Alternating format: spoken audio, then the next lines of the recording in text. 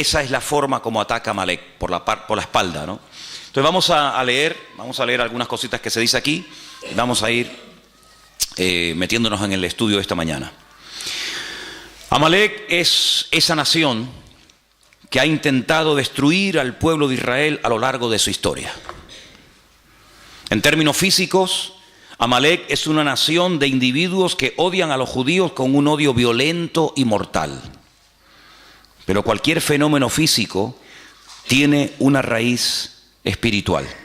Todo fenómeno físico no es más que una fuerza espiritual que se manifiesta en el mundo. Hemos dicho en más de una ocasión que lo natural en muchas ocasiones es un reflejo de lo espiritual. Cuando tú vas, por ejemplo, caminando y ves tu sombra en el suelo, la sombra no eres tú, la sombra es un reflejo de lo que tú realmente eres. Pero lo que vemos es la sombra, pero lo que vemos es un reflejo de lo que no se puede ver, ¿de acuerdo? Entonces, cuando ocurre algo en el mundo natural, el hombre que no tiene el Espíritu de Dios no puede interpretar, no puede leer, ni siquiera se percata de que detrás de ese fenómeno aparentemente normal, algo que ocurrió como producto de la casualidad o como una intervención de la naturaleza, pues él no sabe leer lo que está pasando, ¿no? Detrás de una situación, detrás de una guerra o detrás de cualquier situación. Sin embargo, queremos insistir en esto. Para nosotros los creyentes, los acontecimientos aparentemente normales y naturales de la vida tienen una lectura diferente, una lectura, digamos, también de tipo espiritual, porque lo natural es un reflejo de lo espiritual. Entonces, el apóstol Pablo, que era conocedor de esta gran verdad que estamos diciendo en esta mañana, cuando él escribe la primera carta a los hermanos de la iglesia de Corinto, les dice que cuanta cosa ocurrió en el Antiguo Testamento, desde que salieron de la tierra de Egipto hasta que llegaron a la tierra prometida, dice, todo aquello fue una especie de sombra, todo aquello es un ejemplo natural de lo que está ocurriendo en el mundo espiritual y sobre todo en el tiempo en el cual vivimos nosotros hoy en día. Los enemigos naturales que tuvo que enfrentarse Israel, como los amalecitas, los amorreos, los jebuseos, etcétera, pues simplemente son un ejemplo, un botón de muestra objetivo, visible, de esos enemigos espirituales con los cuales tendría que enfrentarse el pueblo de Dios a lo largo de la historia. El faraón es un tipo de Satanás. Moisés es un tipo de Cristo, el personaje, el instrumento que el Señor utiliza para liberar, para sacar de la esclavitud al pueblo de Israel. La tierra prometida es un ejemplo de nuestra nueva vida en Cristo, de cómo podemos disfrutar de una libertad, cómo podemos servir y conocer al Señor, etcétera, etcétera. Así que todo lo que vamos a estar viendo acerca de Amalek, si bien es cierto que ocurrió realmente y hubo un pueblo que existía que se llamó Amalek, Amalek es el tipo. Hay dos figuras de dicción muy importantes en la Biblia, las iremos estudiando Dios mediante ahora en estas clases de hermenéutica que hemos comenzado. Y una es el tipo y otra es el antitipo. El tipo es lo que prefigura, lo que anticipa lo que va a suceder en el futuro. Y cuando tú ves el cumplimiento de ese tipo en la persona real o en el acontecimiento real, eso es el antitipo, ¿vale? Entonces, Amalek es un tipo de todos los enemigos que a lo largo de la historia se enfrentarían no solamente con el pueblo de Israel, sino con todos los creyentes en el Dios de Israel, ¿vale? Seguimos leyendo el párrafo número 2, así que quédate con esto. Todo fenómeno físico no es más que una fuerza espiritual que se manifiesta en el mundo. Amalek representa, por lo tanto, esa fuerza que desea destruir al pueblo de Dios y a su destino, su propósito. Ahora, ¿qué fuerza espiritual es la que representaba en su momento el pueblo de Israel? ¿Por qué tanto empeño en destruir a ese pueblo? Porque el pueblo de Israel tenía el deber de la presencia de Dios en el mundo. Era el único pueblo en aquel momento que existía monoteísta de la tierra, y Dios le dijo en cierta ocasión a ellos que ellos iban a ser sus testigos. Todos los pueblos que en aquel tiempo existían, todos absolutamente, salvo el pueblo de Israel, eran politeístas. Hay una lista enorme en la Biblia de dioses que se adoraban en aquel tiempo: Quemos, Milcón, Moloc, Baal, Astarot, Astarte, y tantos, ¿va? El único pueblo que tenía la creencia en un único Dios, creador del cielo, de la tierra y de todo lo visible, era el pueblo de Israel. Por lo tanto, si a un enemigo se le ocurría, como el caso de Amalek, atacar y destruir al pueblo de Israel, automáticamente la tierra quedaría sin testimonio. La tierra quedaría sin un botón, sin un punto de referencia de que había un Dios único y verdadero, que en aquel momento la obligación de Israel era proclamarlo y anunciarlo a los cuatro vientos sobre toda la faz de la tierra. Por lo tanto, cuando leemos, y lo hemos hecho en esta mañana, que Amalek realmente a quien ataca es al trono de Dios, pues uno puede darse cuenta de que el objetivo final de Amalek no solamente era destruir físicamente a una serie de personas llamadas en aquel tiempo el pueblo de Israel o judíos, sino que el objetivo de Amalek era que en la tierra no hubiera testimonio de que un día hubo un Dios que creó el cielo, la tierra, las naciones, los peces, al hombre, etcétera, etcétera, y por lo tanto es como si hubiera matado a Dios. La existencia de Dios queda borrada. No hay testimonio, no hay vestigio en la historia de que hay un Dios creador, porque el único pueblo que lo representaba y creía en él y le honraba y le servía era esta gente. Al desaparecer, al destruir a este pueblo, automáticamente ya a Dios no se le ve por ninguna parte. Entonces, por eso cuando leemos que Amalek se levanta contra el trono de Dios, la palabra, la expresión trono de Dios representa su soberanía, su dominio, su majestuosidad, su presencia, su existencia en el mundo. Eso es lo que significa el trono de Dios, ¿de acuerdo? Fijaros que, por ejemplo, antes de Amalek, Satanás, vamos a leer esas porciones también seguramente en esta mañana, Satanás, él lo que intenta es destronar a Dios. No solamente quitar a Dios de en medio, sino que no se hable de Dios, de su existencia, de su obra, y de esa manera, pues el mundo queda a la deriva, como un barco sin timón. No hay presencia de Dios, no hay testimonio de Dios, por lo tanto comamos y bebamos, que aquí no pasa nada. Ese es el objetivo de Amalek. Los testigos dan testimonio de aquello que no puede ser visto. Eso es un testigo, una persona que cuando algo ha ocurrido y ellos lo han podido ver, son llamados. Eso es fundamentalmente la función de un testigo. Si algo está presente o es evidente, son totalmente innecesarios los testigos.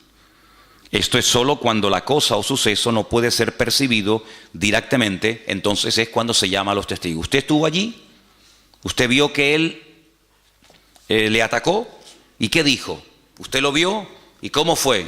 ¿Y cómo no fue? ¿Y cuántos eran? ¿Y a qué hora era más o menos? Eso es lo que hace un testigo. Si en lo que el testigo va a decir es evidente y es visible, la presencia de los testigos es totalmente innecesaria. Por lo tanto, como la presencia del Señor, la soberanía del Señor era un concepto abstracto, invisible, tenía que haber una presencia visible, en este caso era el pueblo de Israel, que diera testimonio de que cada vez que la gente levantaba la cabeza y veía un pájaro cruzar por el cielo, ese pájaro no salió de la nada, sino que detrás de ese pájaro hay un creador que lo diseñó, que lo formó y que ahí lo puso.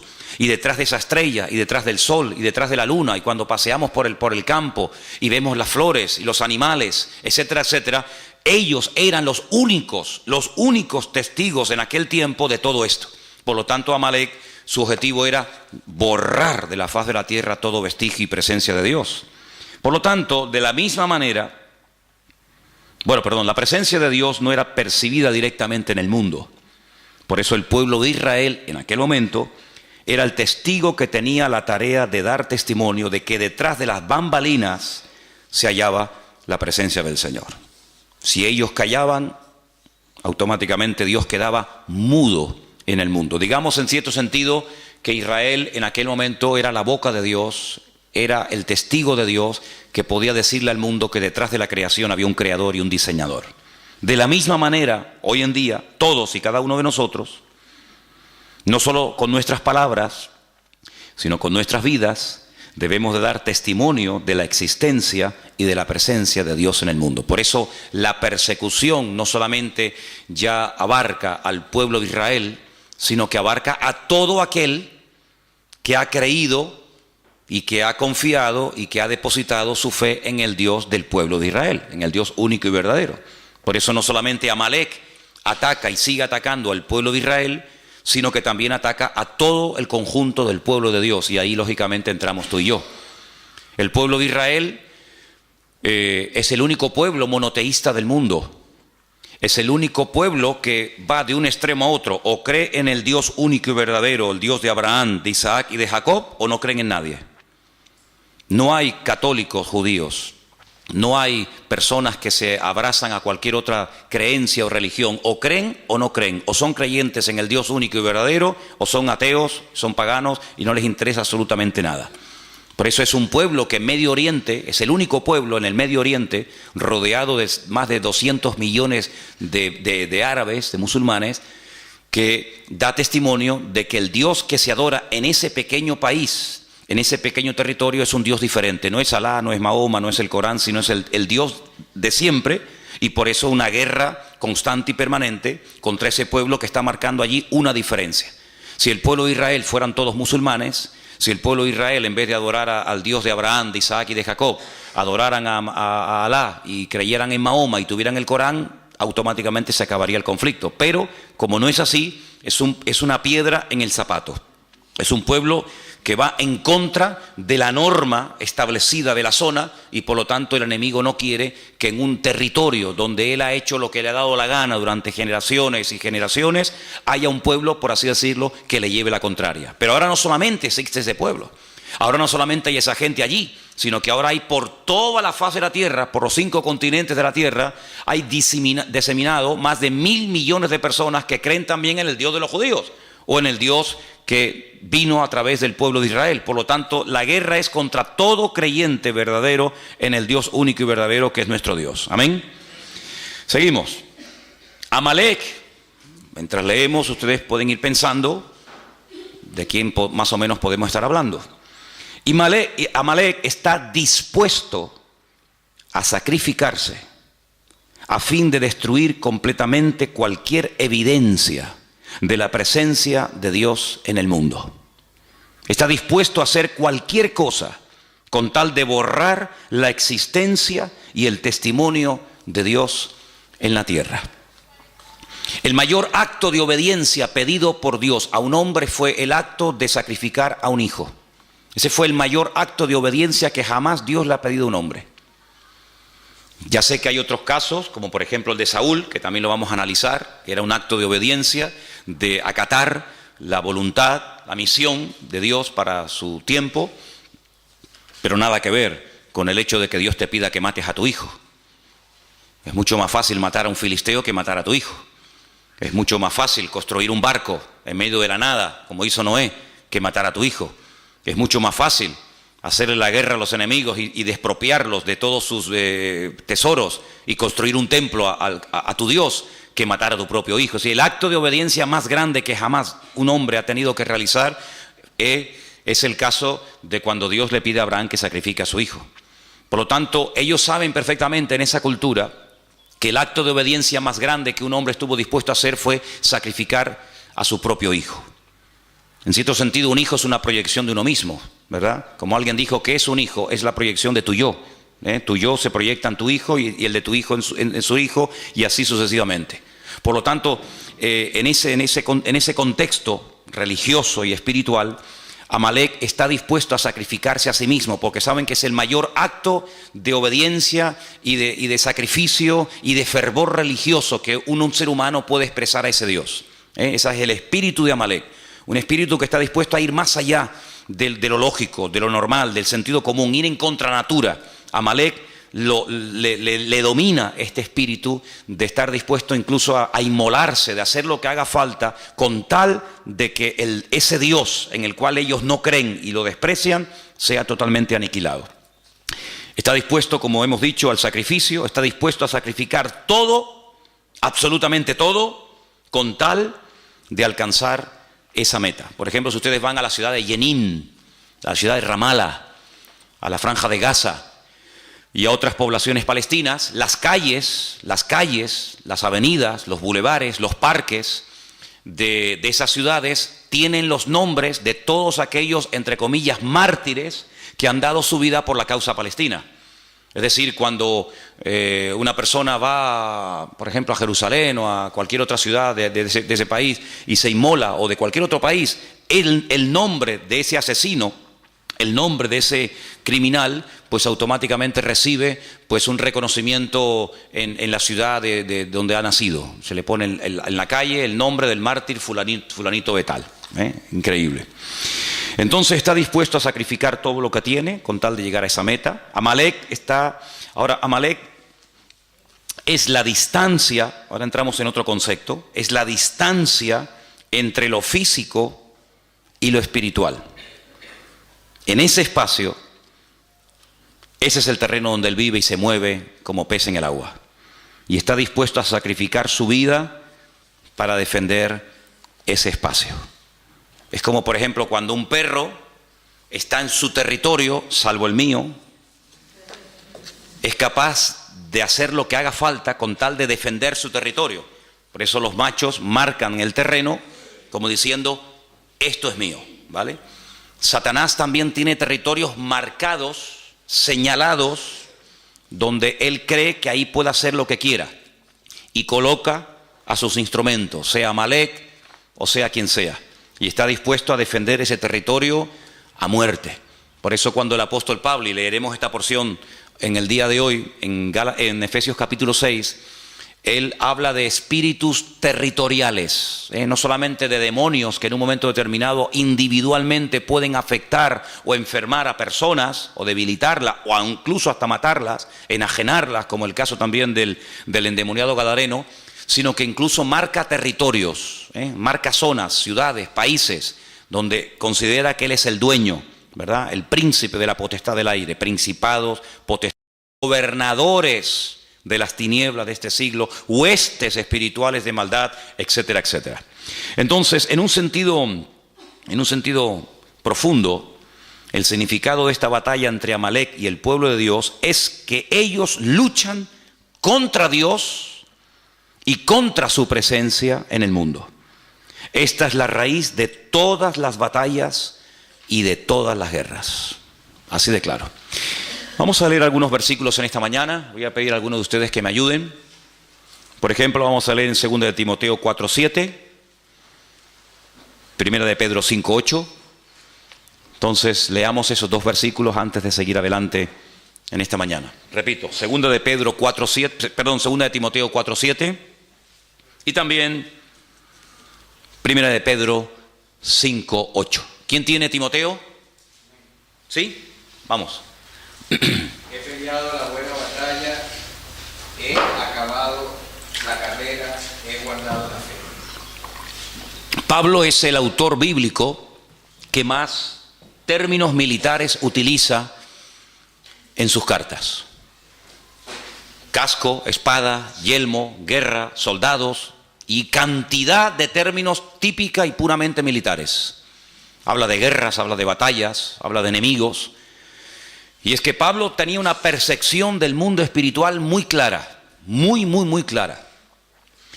Y por eso él dice al final de su carrera, al final de su ministerio, que él lo que realmente ha hecho a lo largo de su existencia es pelear la buena batalla. Si él no ha estado de rositas, él no ha estado de vacaciones, él no ha estado pegándose la gran vida, sino que él ha sido un guerrero. Él llegó incluso a decir, yo traigo en mi propio cuerpo, físicamente hablando, marcas de las pedradas, del martirio, de los zarpazos de los leones, de lanzas, en fin, de tantas y tantas cosas. Porque Pablo compara la batalla espiritual del creyente con una auténtica guerra. Y el campo de batalla nuestro hoy en día es el mundo. Y por eso el apóstol Pablo, cuando describe la realidad de la vida cristiana, la describe como una persona que está continuamente en guerra, como un soldado, y por eso utiliza los términos que acabo de mencionar, ¿no? El apóstol Pedro habla acerca de que tenemos todos un enemigo en común. Y ese enemigo lo compara a un animal. ¿Quién tiene, por favor, Primera de Pedro 5:8, Sonia? Dice, sed sobrios y velad, porque vuestro adversario el diablo, como león rugiente, anda alrededor buscando a quien devorar. Vuestro adversario es una realidad. Continuamente está dando vueltas y vueltas y vueltas, tratando de buscar a alguien y devorarlo, matarlo, destruirlo. ¿Sí? No es que le va a hacer una caricia, no es que le va a venir a asustar, sino devorarlo, destruirlo completamente. Así como Amalek quería destruir completamente la presencia de Dios en el mundo, representada en aquel momento por el pueblo de Israel, hoy en día Satanás lo que quiere es que no haya testimonio en tu casa de la presencia de Dios, que no haya testimonio en tu barrio, que no haya testimonio en el mundo de que nosotros estamos hoy en día siendo testigos de Cristo, de su resurrección, de su muerte, de su venida, etcétera, etcétera. Si vamos a Efesios capítulo 6, en Efesios capítulo 6 el apóstol Pablo está preso en Roma. Él escribe desde la cárcel 4 cartas, se conocen como epístolas de prisión, y en Efesios el capítulo 6, estando él preso en Roma, seguramente ya a punto de morir, escribe 4 cartas. Una de ellas es la carta a los Efesios, otras a los Filipenses, y en esta concretamente, en el capítulo 6, verso 10, el apóstol Pablo habla en estos términos clarísimos: por lo demás, hermanos míos, fortaleceos en el Señor y en el poder de su fuerza. Vestíos de toda la armadura de Dios, para que podáis estar firme contra las acechanzas del diablo. Porque no tenemos lucha contra sangre y carne. Esa era la guerra que llevaban los romanos en el mundo, contra ejércitos, personas, seres humanos. Sino que nuestra lucha es, fíjense, contra principados, viene de príncipes. Hay príncipes en el mundo espiritual. En el mundo de las tinieblas hay gente que tiene el galón, que tiene ¿cómo es? El título de ser un príncipe, ¿sí? Como en el ejército hay generales y comandantes y tenientes y subtenientes y sargentos. En el mundo espiritual no todos los demonios, no todos los ángeles que cayeron el día de la rebelión de Satanás en la presencia del Señor, ¿verdad? Antes de la creación de Adán y Eva, no todos son iguales. Hay algunos que son auténticos príncipes y hay otros que son, como dice aquí, príncipes de las potestades contra gobernadores. Otros tienen, ¿verdad?, el rango de gobernador de Santa Cruz, gobernador de cualquier otro lugar, gobernadores de las tinieblas de este siglo, huestes espirituales de maldad en las regiones celestes. Y ante este panorama, ante esta descripción del mundo espiritual, que no es ciencia ficción ni mitología griega, sino es Biblia, ¿qué podemos hacer? Porque además ellos juegan con una ventaja sobre nosotros, entre comillas, y es que ellos nos ven a nosotros, pero nosotros, salvo raras excepciones, no los vemos a ellos. Entonces, defenderte contra un enemigo que ves, que sabes por dónde viene y por dónde va, pues no es tan complicado. Pero defenderte contra un enemigo que no sabes si está por detrás, por delante, arriba o abajo, pues es mucho más complicado, ¿vale? Entonces, fíjate aquí que el remedio para todo esto es el siguiente: pónganse toda la armadura de Dios, así de claro. Tomen toda la armadura de Dios. ¿Para qué? Para que podáis resistir en el día malo. En el día bueno no hay que resistir nada. En el día bueno lo que hay es que gozarse. Este es el día que creó el Señor. Gocémonos y alegrémonos en él, decía el salmista. Pero la armadura es para el día malo. Entonces, cuando resistas el día malo, podrás acabar todo y estar firme. Estad pues firmes, ceñidos vuestros lomos con la verdad, vestidos con la coraza de justicia. Era la parte del cuerpo del centurión romano que había que proteger tremendamente. ¿Por qué? Porque la coraza te protegía de los pulmones y el corazón, órganos vitales. Calzados los pies con el apresto del Evangelio de la paz. Napoleón decía que se puede ganar o perder una guerra según el calzado que uses. Es como un rally o como una carrera de motos, una carrera de Fórmula 1. Los expertos saben que el mejor coche del mundo, la mejor escudería del mundo, puede perder un mundial por haber escogido mal una rueda. Tenían que haber escogido un tipo de rueda blanda, dura, lo que sea, y se equivocaron y era el mejor coche, como el más poderoso, el más potente, el más cilindrada, pero escogieron mal. Entonces Napoleón decía que tenían que cuidar sumamente el calzado de los soldados romanos, en este caso de los soldados franceses, porque sabía que una guerra se puede perder con un mal calzado. Y el Señor dice que el mejor calzado que podemos utilizar es el apresto del Evangelio. Caminar guiados por la palabra de Dios. Lámparas a mis pies tu palabra, lumbrera mi camino. Sobre todo, todo esto es importante, pero sobre todo, dice aquí, tomad el escudo de la fe. Había dos tipos de escudo, uno que era redondo, que era cuando se estaba de guardia, y un escudo que era muy alto, que te llegaba casi desde la barbilla hasta los tobillos, y era el que se llevaba al combate. Entonces cuando lanzaban las flechas, se lo ponían así y se tapaban y las flechas golpeaban y no caían, ¿no?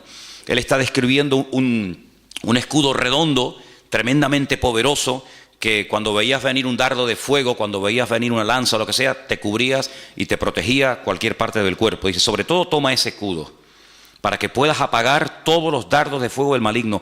Tomad el yelmo. El yelmo era como una especie del casco, lo que te protegía la cabeza, los pensamientos, el cerebro, de la salvación. La espada del Espíritu, que es la palabra de Dios. Y algunos dicen, bueno, ya se acaba la armadura. No, hay un elemento abstracto, pero que forma parte vital de la armadura. Lo que le da consistencia a la armadura es el verso 18. Lo que hace que la armadura no se caiga ni te quede grande es lo que dice el verso 18. Orando en todo tiempo, con toda oración y súplica en el Espíritu, velando en ello con toda perseverancia por todos los santos. Y Pablo era una persona muy preparada, muy competente, con un conocimiento alucinante del Señor, tanto teórico como práctico, pero él sabía que sin el respaldo de la oración no podía ir ni de aquí a la esquina, porque él llegó a decir que no tenemos que ignorar las maquinaciones del enemigo. Él fue el que dijo aquella frase que todos conocemos, ¿no? Que Satanás es capaz de incluso hasta de disfrazarse y te hace creer que te estás entrevistando o te está trayendo un mensaje, un ángel de luz, un ángel del Señor, y resulta que te está hablando un demonio, ni te enteras. Entonces Pablo dice, hay que orar para que el Señor nos dé discernimiento y para que no nos dejemos seducir ni arrastrar por sus mentiras y por sus engaños, ¿verdad?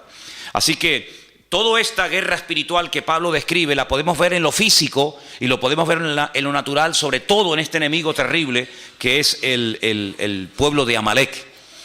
Sigamos leyendo la segunda página. Dice que Amalek significa tinieblas y el florecimiento del mal. Ahí es donde Amalek se mueve como pez en el agua, en la oscuridad, en la ignorancia, en las tinieblas.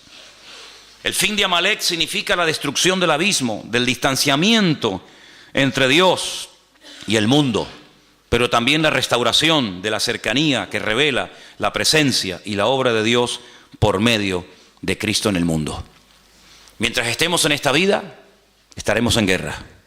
Mientras estemos vivos, tenemos que estar velando y orando, como se decía en esta mañana, porque no estamos aquí de paseo, sino estamos aquí para dar testimonio, estamos aquí para hacer luz, para marcar una diferencia, y Satanás va a hacer todo lo posible por evitar que nosotros cumplamos con nuestro objetivo. Ahora, volvamos a la porción de Éxodo en esta mañana, porque una de las cosas que tenemos que tener presente en nuestra vida cuando estudiamos un pasaje es ver de dónde viene esa historia, cuáles son los capítulos anteriores. Y vamos, por ejemplo, vamos en Éxodo, ¿verdad? Vamos al capítulo 15. En Éxodo capítulo 15, ustedes se van a dar cuenta de que uno de los problemas que generalmente, de vez en cuando, Israel tenía era falta de agua. Ellos estaban en pleno desierto. El agua en el desierto es oro. Por lo tanto, cuando faltaba el agua, el problema era terrible. El estado de ánimo de la gente cambiaba. La gente era diferente cuando había agua que cuando no había agua. La murmuración ni aparecía en el campamento mientras las necesidades materiales, sobre todo de agua, estaban cubiertas. En el momento en el que faltaba agua, o en el momento en el que faltaba comida, en el momento en el que lo material faltaba, automáticamente la espiritualidad del pueblo pegaba un bajón, surgía la carnalidad, y aquella gente que hace 2 días estaban alabando a Dios después de cruzar un mar y profetizando y glorificando al Señor, se olvidaban de todo aquello simplemente, digo simplemente entre comillas, cuando faltaba el agua. Por eso ustedes van a darse cuenta de lo valorado, del valor tan grande que tenía el tema del agua. La mayoría de los salmos donde aparece la palabra agua se escribieron en el desierto. Por ejemplo, el número 1, bienaventurado el varón que no anduvo en consejo de malos, y habla de cómo será como un árbol plantado junto a corriente de agua. Mi alma tiene sed del Dios vivo, y tantos salmos que hablan del agua. Era un elemento tremendamente valorado. Bueno, pues en el capítulo 15, del versículo 22 al versículo 27, encontramos una parada de las tantas que hizo el pueblo de Israel antes de llegar a la tierra prometida. Encontramos una parada donde encontraron agua. Sí, había agua, pero no se podía beber. Entonces, ¿para qué la queremos? Ellos se pararon en un lugar que en hebreo se llama Mará. Mará significa amargura. Vamos a leer el pasaje para que nos demos cuenta qué cosa tan interesante ocurrió aquí. Hizo Moisés que partiese Israel del Mar Rojo. Salieron al desierto de Shur, anduvieron 3 días por el desierto sin hallar agua. Llegaron a Mará y no pudieron beber las aguas de Mará porque eran amargas. Por eso le pusieron el nombre Mará, o Mara, amarga. Entonces, ¿qué ocurre? Ese pueblo que salió cantando, danzando y profetizando del Mar Rojo, comienza a murmurar contra Moisés y le dice: ¿qué hemos de beber? Moisés clamó al Señor y el Señor le mostró un árbol, lo echó en las aguas y las aguas se endulzaron, y allí le dio estatutos y ordenanzas y allí los probó. Eso es lo importante. Esto es una prueba. Yo quiero ver cómo reacciona el pueblo ante la primera. Esta es la primera dificultad con la que se encuentra Israel cuando sale de Egipto. Vendrían otras, pero esta es la primera. Habéis visto la gloria mía en Egipto, habéis visto cómo el faraón murió, habéis visto cómo el ejército del faraón fue destruido, habéis visto el Mar Rojo abierto. A ver ahora cómo reaccionan, porque ya sé cómo reaccionan en la alegría. Ahora en la adversidad, a ver cómo reaccionan. Pues como se esperaba, ¿no? Con murmuración. Y dijo: si oyeres atentamente la voz del Señor tu Dios, e hicieres lo recto delante de sus ojos, y dieres oído a tus mandamientos, y guardares sus mandamientos, sus estatutos, ninguna enfermedad de las que envié a los egipcios te enviaré a ti, porque yo soy el Señor tu sanador. Llegaron a Elim, donde dice que había 12 fuentes y 70 palmeras. Y acamparon allí junto a las aguas. Si los lleva a Mará, no pueden beber el agua, es amarga. El Señor les muestra un árbol, que es tipo de Cristo, de cómo endulza la vida, de cómo endulza las aguas. Allí los prueba, le da estatutos, le da leyes y dice: ok, ya veo cómo reaccionan cuando no tienen agua. Vamos a otra parada, los lleva a Elim. Y en Elim dice que había, hasta el día de hoy, en Elim siguen habiendo las palmeras que menciona aquí, 70 palmeras y 12 fuentes de aguas. Dice la Biblia que Moisés llegó a tener 70 ancianos. Una palmera para cada anciano. Si debajo de cada palmera, y no solamente se refiere a una palmera en singular, sino a un grupo de palmeras, ¿verdad? Para cada anciano. Y 12 fuentes de agua, para que cada tribu tenga su propia agua y no tenga que depender de este ni el otro del otro, sino que cada uno tenga su propia fuente de agua. Y es interesante notar, si me pueden acercar un segundito la pizarra para ponerla aquí. Miren, dice que allí el Señor les da una promesa tremenda. La promesa que el Señor les da allí es una promesa, gracias, así mirándola para allá. La promesa que el Señor les da a esta gente es que si ellos se comportan y obedecen al Señor y no meten la pata y se someten al Señor y piden perdón y llevan una vida, digamos, correcta, pues ninguna enfermedad les afectaría. Ahora, si un día hacemos un estudio detallado de cuántas enfermedades menciona la Biblia, nos quedamos asombrados. Porque incluso en los tiempos en los que el Señor le dio la palabra al pueblo de Israel, había enfermedades que no existían. Pero ellos podían activar una serie de enfermedades que no existían. Les dijo: si ustedes me obedecen, si ustedes se someten a mi palabra, si ustedes viven en sometimiento a mi palabra, a mis estatutos y a mis leyes, ninguna enfermedad de las que mandé a los egipcios se la mandaría a ustedes. Pero si ustedes no me obedecen, y comienza a mencionar enfermedades que hasta ese momento ni existían en el mundo. Luego, el tema del perdón, el tema de vivir cerca del Señor es muy interesante. Por ejemplo, tú tienes buena letra, ¿no, Daniel?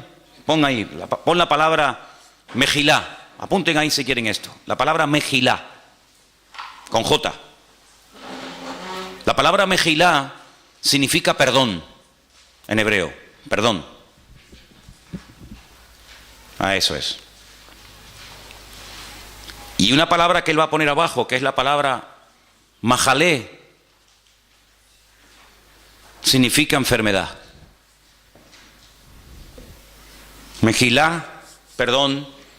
Majalé,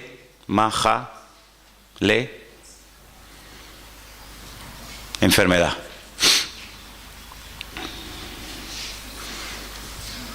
Ahora, estas dos palabras que ustedes tienen ahí, Mejilá y Majalé, En hebreo se escriben sin vocales. Se escribiría una M, una J y una L, porque no hay vocales en hebreo. Es decir, que la misma palabra se puede leer como Mejilá o se puede leer como Majalé. ¿Qué nos está diciendo el Señor? ¿Qué le estaba diciendo al Señor a su pueblo en Mará? Si ustedes me obedecen, si ustedes se someten a mis estatutos y a mis leyes, si ustedes realmente viven una vida de perdón, ninguna enfermedad les afectará a ustedes. Hay un antídoto divino y sobrenatural contra la enfermedad, y es vivir sometido a la voluntad de Dios. El otro día leí un artículo tremendamente interesante. ¿De qué muere la gente en Israel? Se llamaba así el artículo. ¿De qué mueren los judíos? Claro, por supuesto, lógicamente hay también enfermedades como en cualquier parte del mundo. Pero más del 88% de la gente en Israel, ¿sabéis de qué muere? De viejos. Como dijo el médico cuando murió mi abuelo, se le acabó la pila. Se le acabó la pila. Tenía una pila alcalina alucinante, ¿no? Se le acabó la pila. Es decir, que hay enfermedades que están relacionadas muy directamente con la actitud espiritual con la que tú vives. De hecho, en el libro de Proverbios, no es el tema, ¿no? Pero en el libro de Proverbios hay enfermedades que tienen que ver, por ejemplo, con los huesos, que tienen que ver mucho con el perdón. La persona rencorosa, la persona que odia, la persona que no quiere perdonar, la persona que tiene esa herida contra el padre, contra la madre, contra el abuelo, contra el marido, contra lo que sea, dice que termina secándose los huesos. ¿Qué es secarse los huesos? Que los huesos pierden su función, que terminas oxidándote, porque la enfermedad está directamente relacionada, no en todos los casos, pero en muchos casos la enfermedad está directamente relacionada con el perdón y el perdón con la enfermedad. Donde hay perdón, hay una salud emocional que afecta positivamente tu salud física, y por el contrario exactamente igual. Entonces allí el Señor les dijo al pueblo, mira, ninguna enfermedad les afectará, pero allí el Señor se declara, se da a conocer como Yahweh Rafá, dice aquí como Jehová tu sanador. Pero si no me va a afectar ninguna enfermedad, ¿para qué quiero tener un sanador? Porque si no voy a estar nunca enfermo, ¿para qué quiero tener un Dios que me sana? Porque yo sé que ustedes no me van a obedecer. Y como sé que no me van a obedecer, te digo de antemano que cuando te enfermes, cuenta conmigo que yo te sano. ¿Qué te parece? Podía haber dicho, ninguna enfermedad de las de Egipto les va a afectar a ustedes. Punto, ahí se acaba el pasaje. Pero añade, porque yo soy el Señor tu sanador. Pero si no estoy enfermo, ¿para qué quiero que me sanes? Es que yo sé que tú te vas a caer en enfermedad, porque vas a hacer todo lo contrario a lo que yo te estoy enseñando en este lugar. Nuestra vida delante del Señor tiene un valor incalculable. El Señor dio su vida por todos y por cada uno de nosotros. El Señor está muy en serio, se ha tomado muy en serio, sinceramente, nuestras vidas. De hecho, hasta el día de hoy yo creo que no tenemos ninguna queja, no hay ninguna objeción, no hay nada que podamos decir, mira, el Señor me ha fallado en esto y en esto. El Señor no nos ha fallado absolutamente en nada, ¿no? Pero si hay algo en tu vida que no está bien, algún pecado oculto, alguna actitud que no es bíblica, que no es correcta delante de Dios, y termina este retiro, y mañana domingo no, porque hay culto, pero el lunes de la semana que viene, vuelves otra vez a los mismos hábitos, a la misma historia, pues es como si hubieras perdido el tiempo. Yo creo que hemos hecho un alto en el camino, mientras el mundo está ahí con sus desmadres y con sus historias y con sus rollos. Nosotros hemos decidido un poco separarnos, aislarnos, venirnos a este lugar y no solamente escuchar palabras, no solamente tomar apuntes y cantar y estar un rato entretenidos, sino que la idea un poco ha sido y es el aislarnos de todo ese ambiente y plantearnos delante del Señor. Le voy a dar importancia a lo que el Señor le da importancia en mi vida. Hemos hablado mucho acerca de Amalek, de cómo ataca, de cómo se mueve, de cómo podemos en un momento determinado abrir una brecha, de abrir una puerta para que el enemigo tome el lugar. Y todo eso, hermanos, todo eso tiene que producir un efecto en nuestra vida, ¿no? El otro día leí una historia o una anécdota que decía que si, no sé, si tenemos por ejemplo un pedazo de barro, de plastilina o de algo en lo cual se puede hacer una marca y cogemos un anillo y hacemos una marca, efectivamente el anillo deja una marca en esa plastilina o en esa arcilla, pero no lo cambia, no lo transforma, no deja la esencia del anillo en ese material. Y lo que no puede ser es que en nuestra vida el Señor venga, nos hable, nos confronte, nos exhorte, nos enseñe, nos empuje, etcétera, pero que después volvamos otra vez a lo mismo, ¿no? Yo pienso que sería una pérdida de tiempo y una auténtica desgracia el hecho de saber lo que el Señor quiere de mi vida y no hacerlo, ¿no? Y bueno, en estos días los que hemos estado hablando mucho acerca de un personaje llamado Amalek, que como hemos dicho ya en más de una ocasión en estos días, fue un personaje real. Era una tribu, digamos, de salvajes que vivían en la parte sur de Israel, ya lindando con la parte del desierto, llegando casi a la península del Sinaí. Y fue el primer enemigo, el primer pueblo que sin previo aviso y sin ser atacado previamente, él ataca al pueblo de Israel que viene de una esclavitud de muchos siglos, casi 4 siglos, y desarrolla una estrategia diferente, porque generalmente los ejércitos en aquella época luchaban cuerpo a cuerpo, se veían las caras. Sin embargo, Amalek tiene la osadía, dice que no tuvo temor de Dios. Es una expresión típica de cuando tratamos el tema de Amalek. Dice que no tuvo temor de Dios. Ellos sabían quién era esa gente, ellos sabían de dónde habían venido. Ellos habían oído los milagros impresionantes, únicos e irrepetibles que Dios había hecho por ese pueblo. Y dice que al no tener ningún temor de Dios, no tener en consideración lo que Dios había hecho por ellos, ya te digo, sin previo aviso hacen así y les atacamos, ¿no? Pero son tan cobardes en su ataque que dice que no van de frente, sino que le atacan por la retaguardia. Es decir, le atacan por la parte de atrás y desbaratan la retaguardia, y dice que en la parte de atrás, dice la Escritura, que iban los cansados, los débiles, las personas que no podían ir al ritmo de los que iban en cabeza. Y entonces cuando se dieron cuenta, Amalek se había introducido dentro del pueblo y decían, pero ¿dónde está el enemigo? Si no lo vemos, ¿no? Está detrás, ahí está matando a mujeres y a niños y a los pobrecitos que no tienen fuerza, ¿no? Y dijimos que Amalek en cierto sentido, pues representa un tipo de estrategia diabólica, un tipo de estrategia satánica que consiste en muchas cosas, ¿no? Hemos visto que en el libro del Génesis, aunque uno diga, no me digas, bueno, pues en el libro del Génesis, sabiendo buscar entre las páginas en su texto original, vemos que aparece uno de los nombres de los personajes que también se ha hablado en estos días aquí, y es el de Amán, el famoso Amán, el terrible Amán, el que aparece en el libro de Esther, ¿verdad? Aquel que odiaba a Mardoqueo, a Mordejai, y preparó una horca para matar, según él, a su peor enemigo, y resulta que él no sabía que estaba preparando su propia horca, ¿no? Las vueltas que da la vida.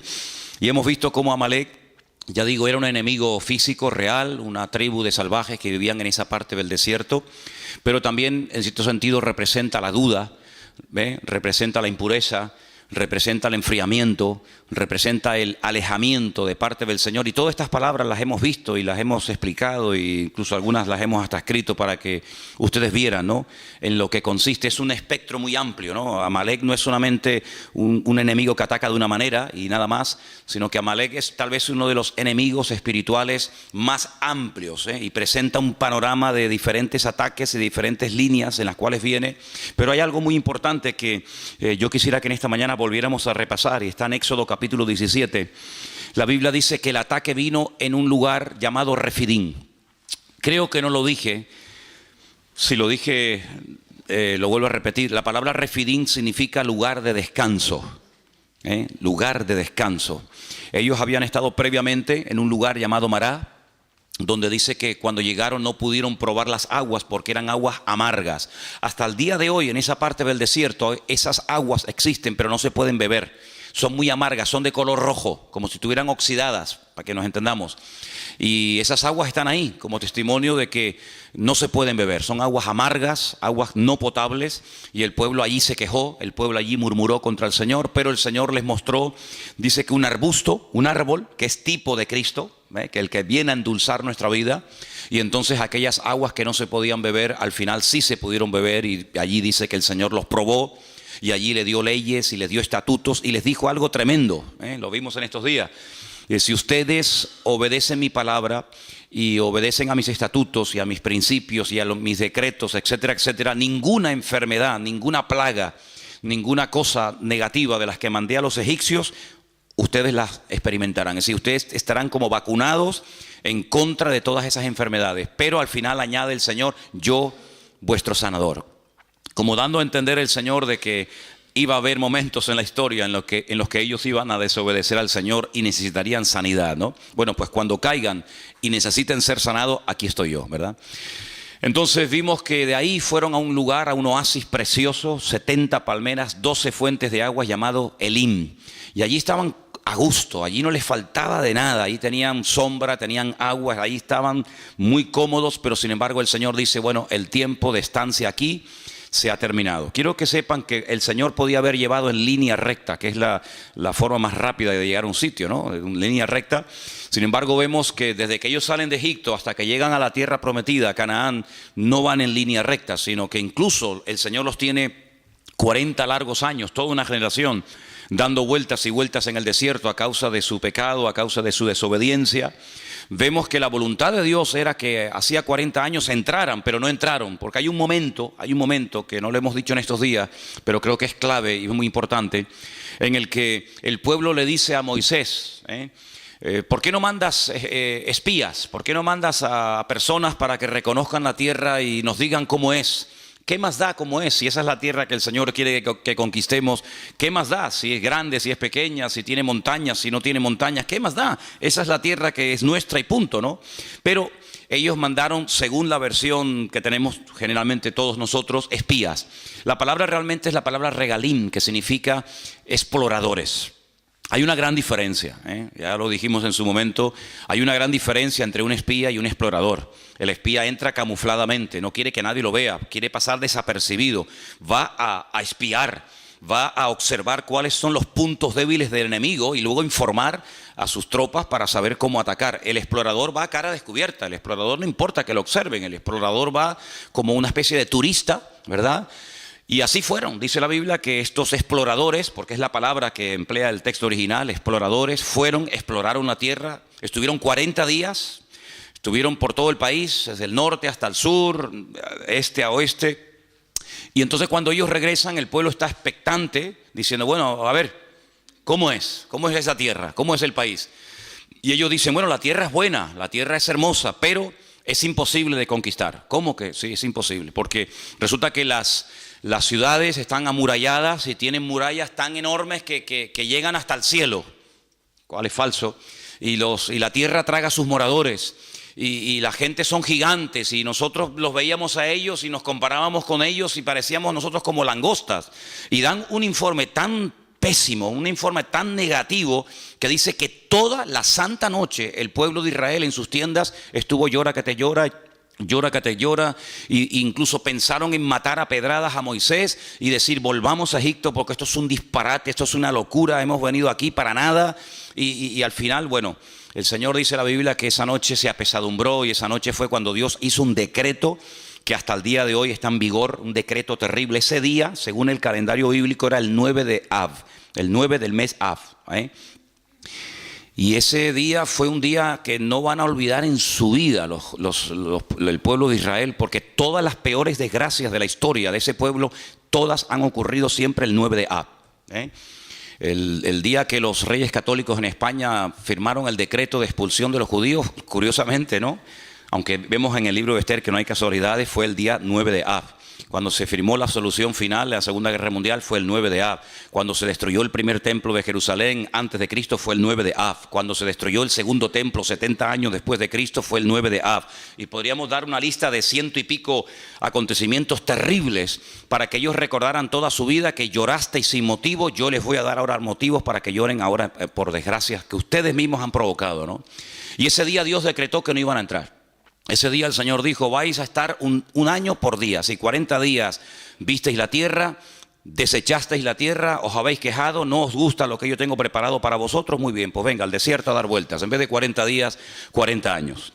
Y todos aquellos de 20 años para arriba que salieron de Egipto, que vieron la gloria del Señor, que vieron milagros tremendos, dice que ninguno de ellos iba a entrar salvo dos, Josué y Caleb, que también fueron dentro de ese grupo de los 12 exploradores, pero ellos no se quejaron. Dice, por ejemplo, que Caleb fue hacia una región donde estaban enterrados los patriarcas, la ciudad de Hebrón. En aquel tiempo se llamaba Kiriat Arba. Kiriat significa pueblo, Arba significa cuatro. El pueblo de los cuatro gigantes o de los cuatro principales. Y es que en aquel lugar hay una cueva que compró Abraham en su día, y se llama la famosa cueva de Macpela. Macpela significa la cueva de las parejas, ¿eh? Está en la ciudad de Hebrón. Allí está enterrado Abraham con su esposa Sara. Allí está enterrado Isaac con su esposa Rebeca, y ahí está enterrado también Jacob con su esposa con su esposa Lea. Raquel no, porque murió por el camino y no está allí enterrada. Y hay una tradición judía que dice que también allí está enterrado Adán y Eva. Pero bueno, eso ya es harina de otro costal. La cuestión está en que cuando Caleb vuelve al pueblo, dice, efectivamente, las murallas son muy altas, pero eso no es una mala señal. Si todo es como se mire. Alguien dijo, el vaso está medio lleno o medio vacío. ¿Sabéis por qué las ciudades están tan amuralladas? Porque nos tienen miedo. Porque si no nos tuviera miedo, vivirían sin murallas, vivirían sin protección, vivirían sin torres de vigilancia. Pero como nos tienen miedo, han construido enormes murallas porque nos tienen miedo. Así que no se lo tomen por lo negativo, si lo tomen por lo positivo, ¿vale? El hecho de que ellos parezcan gigantes no es verdad, no es que sean gigantes, sino que tú, al tener una declaración de fe tan pobre y tan miserable, te ves con una bajoestima tan terrible que le das al enemigo una fuerza que no tiene. Y vemos que, por ejemplo, allí en Refidín fue donde fueron atacados porque la forma de hablar como que le dio alas, como que le dio pie al enemigo. Ahí fue allí cuando el Señor suple el agua de una forma milagrosa, pero hay un momento en el que ellos dicen, ¿pero Dios está o no está con nosotros? Si ustedes pueden, por ejemplo, leer en el capítulo 17 de Éxodo, versículo 7, dice, ¿está Dios o no está Dios con nosotros? Eso es una queja, eso es una duda, eso es poner en tela de juicio la credibilidad de Dios. El Señor le dijo, yo les voy a acompañar, no se preocupen, yo voy delante de ustedes, nadie les podrá hacer frente, a todo lugar donde vayan, mi gloria, mi presencia, yo iré con ustedes. Pero ahora dicen, ¿pero está o no está Dios? ¿Cómo que no está? Estamos dudando de la palabra de Dios, y entonces allí es donde el enemigo les ataca sin previo aviso, como les acabo de decir, y es que nuestra forma de hablar, ¿sabes?, o frena al enemigo o le da posibilidad, le da alas al enemigo para poder atacarnos. Yo decía en estos días que Dios nos va a guiar según tú has decidido ya la forma como Dios quiere que te guíes. En otras palabras, si escoges el camino de la duda y de la queja, del lamento, no te preocupes, que tendrás muchos motivos para lamentarte en el 2016. Pero si coges el camino del servicio, de agradar a Dios, no te preocupes, como dice la Biblia, porque esa es la promesa, todo te irá bien. Irás de victoria en victoria y de gloria en gloria y de triunfo en triunfo. Pero tú decides la forma como tú vas a dejar que el pastor de los pastores, el Señor Jesucristo, pastoree tu vida. Así que allí Amalek les ataca, y les ataca por la parte de atrás, donde dice que estaban los cansados, los trabajados, como dice la Biblia, los débiles. Y hay una traducción, una posible traducción que también se le podía haber dado a estos dos términos hebreos, y es a los que tenían miedo del futuro. Y tal vez dice, bueno, yo no estoy cansado, yo no estoy trabajado, yo no estoy extenuado, yo no estoy aficiado, pero tengo ciertos temores. ¿Conseguiré trabajo? ¿No conseguiré trabajo? ¿Saldré de la crisis? ¿No saldremos de la crisis? ¿Qué pasará con el futuro de España? Esa actitud es una actitud que le da alas al enemigo, porque el pueblo de Dios tiene que hablar en fe y vivir en fe. Y hasta que no cambiemos nuestra forma de hablar, no vamos a poder cambiar nuestra forma de vivir. Y hasta que no cambiemos nuestra forma de vivir, no vamos a poder ver cosas grandes y maravillosas en nuestra vida. Albert Einstein dijo en cierta ocasión algo tremendo, y él dijo, si estamos continuamente haciendo lo mismo, no vamos a poder ver cambios y cosas diferentes. Si seguimos hablando igual, orando igual, creyendo igual, comportándonos igual, no vamos a ver cosas diferentes en nuestra vida. Por lo tanto, nuestra forma de hablar es un imán que atrae la bendición de Dios o que la aleja y que la espanta. Entonces, aquellos espías, aquellos exploradores, cuando volvieron, dijeron, sí, la tierra es buena, la tierra es maravillosa, pero vamos a ver, ¿es buena o no es buena? ¿Es la tierra que el Señor nos ha dado o no es la tierra que el Señor nos ha dado? Fíjate que dice que entre dos hombres, eso es algo increíble, pero es real. Entre dos personas tuvieron que ayudarse el uno al otro para poder traer un racimo de uvas. ¿Y cuánto pesaba cada uva? Serían así como se las coge Trotsky y las revienta todas, ¿no? Dos hombres para coger un racimo de uvas. Muchacho, pero con cada uva hacías así, y te hacías un litro ahí de zumo, ¿no? Algo increíble. Y se dieron cuenta de que la tierra era impresionante, la tierra era rica, era fértil. Pero había condiciones que ellos tenían que tener en cuenta. El Señor les dijo, mira, cuando ustedes vivían en Egipto, el agua nunca faltaba. Porque tenían el río Nilo, que por cierto dice la Biblia que en los últimos tiempos se secará. La lengua de Egipto se secará. Dice, pero a la tierra a la que yo voy, a la tierra a la que ustedes van y yo les envío, es una tierra que les mandará en su momento la lluvia temprana y la lluvia tardía en base a la forma como ustedes vivan y en base a la forma como ustedes hablen. Si ustedes hablan mal, si ustedes se quejan, si ustedes se apartan de mis caminos, si ustedes se enfrían, si ustedes comienzan a adorar a otros dioses, olvídense, aquí no va a llover, aquí no hay río, aquí no es como Egipto, que movías una piedra y salía el agua por las tajeas, sino que aquí es una dependencia diaria y permanente de parte del Señor. Si hablan bien, si hay victoria, si hay bendición, la lluvia cae. Pero si ustedes, por la forma de hablar, pueden llegar a cerrar el cielo, y dice la Biblia, el cielo se volverá como si fuera de bronce. Y por eso dice la palabra que hasta para la lluvia tendría que depender de la forma de hablar.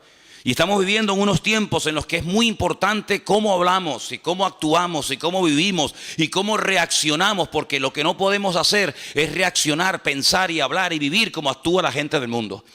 Nosotros vivimos en este mundo, pero no somos de este mundo. Nuestra mirada está puesta en un Dios poderoso, en unas promesas que son sí y amén en Cristo Jesús. Y no podemos bajo ningún concepto entrar en desánimo, en derrota, en murmuraciones y en quejas, porque eso le da alas al enemigo, y a quien tenemos que darle alas es a nuestro Dios. ¿Cuántos dicen amén? Así que en esta historia hay un momento en el que vemos que este conflicto es diferente. Este conflicto no es una guerra simplemente de 1000 contra 5000 o hombres contra hombres, sino que aquí hay un factor espiritual muy importante. Y vamos a leerlo en Éxodo capítulo 17 otra vez, por favor, a partir del versículo 8. Éxodo capítulo 17, hay un momento en el que Moisés dice, mira, yo voy a subir al monte a orar, y tú tienes que salir a pelear contra este enemigo en lo natural, y yo pelearé contra las fuerzas que lo ungen y que lo respaldan y lo apoyan en lo espiritual. Y dice la palabra que suba a lo alto de un monte. Vamos a leerlo. Entonces vino Amalek y peleó contra Israel en Refidim, versículo 8.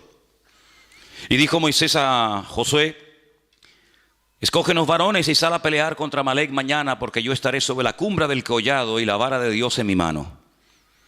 Hizo Josué como le dijo Moisés, peleando contra Amalek, y Moisés y Aarón y Hur subieron a la cumbre del collado. Y sucedía que cuando alzaba Moisés su mano, Israel prevalecía. Mas cuando él bajaba su mano, prevalecía Amalek. Las manos de Moisés, lógicamente, se cansaron, por lo que tomaron una piedra, la pusieron debajo de él, él se sentó sobre ella, y Aarón y Hur sostenían sus manos, el uno a un lado y el otro a otro. Y así hubo en sus manos, dice aquí, firmeza. El texto original dice, hubo emuná, hubo fe. Hasta que se puso el sol. Dije el otro día que gracias a estos dos hombres, Aarón, que es muy conocido porque es el hermano carnal de Moisés, y gracias a Hur, Moisés tuvo firmeza, Moisés tuvo la capacidad, la constancia de poder tener sus manos levantadas por encima de su cabeza y ver una aplastante victoria sobre el enemigo. Pero ¿quién era este Hur? No lo dijimos, pero vamos a decirlo ahora. Hay varios versículos que quería compartir con ustedes. Seguimos en Éxodo, capítulo 24, verso 14. Éxodo 24, 14. No sé si hay algún hermano que por ahí tenga su Biblia a mano y lo quiera leer. Y también que otra persona tenga preparado el 31, versículo 2. Repito, Éxodo 24, 14. Y otra persona, Éxodo 31, 2. ¿Quién tiene el Éxodo 24? Y dijo a los ancianos: esperadnos aquí hasta que volvamos a vosotros. Y aquí Aarón y Hur están con vosotros. El que tuviese asuntos, acuda a ellos. Hur, sin lugar a dudas, era un hombre muy importante dentro del pueblo de Israel. Hasta el punto que Moisés, cuando se va a la montaña a orar y se fue 40 días, le dice al pueblo: yo me voy un tiempo, pero si hay algún asunto, algún problema, algo que surja dentro del pueblo, ahí está Aarón y ahí está Hur para que consulten con ellos. Luego, Hur no era una persona normal y corriente, sino una persona con una autoridad y con un peso espiritual, con una autoridad dentro del pueblo muy, muy importante. Es una referencia que tenemos que tener en cuenta, ¿eh? El segundo texto está en Éxodo 31, 2, y ahí nos da un poquito más de información sobre este personaje llamado Hur. ¿Quién lo tiene? Mira, yo he llamado por nombre a Besaleel, hijo de Uri, hijo de Hur, de la tribu de Judá.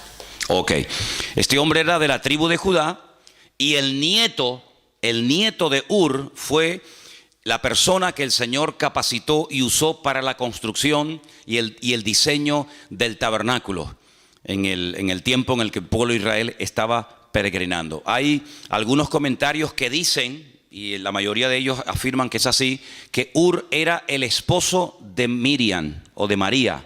Saben que eran 3 hermanos: Moisés, Aarón y Miriam o María, y el marido de María atribuyen que sea Hur, ¿vale? Hay otro texto más y está en Primera de Crónicas 2, 18 y 19, y es el último texto referente a Hur que vamos a leer. Primera de Crónicas 2, 18 y 19. ¿Los están poniendo ahí? Qué bueno. Es que no tengo ojo por la espalda de momento. A ver, ¿quién los tiene, por favor? O si lo queréis leer ahí directamente, ¿eh? Leerlo todos, ahí lo tenéis.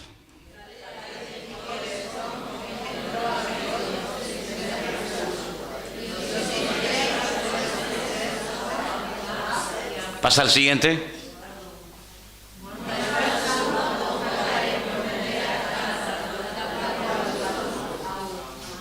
Ok, hay 2 Caleb, hay 2 personajes en la Biblia que tienen el mismo nombre.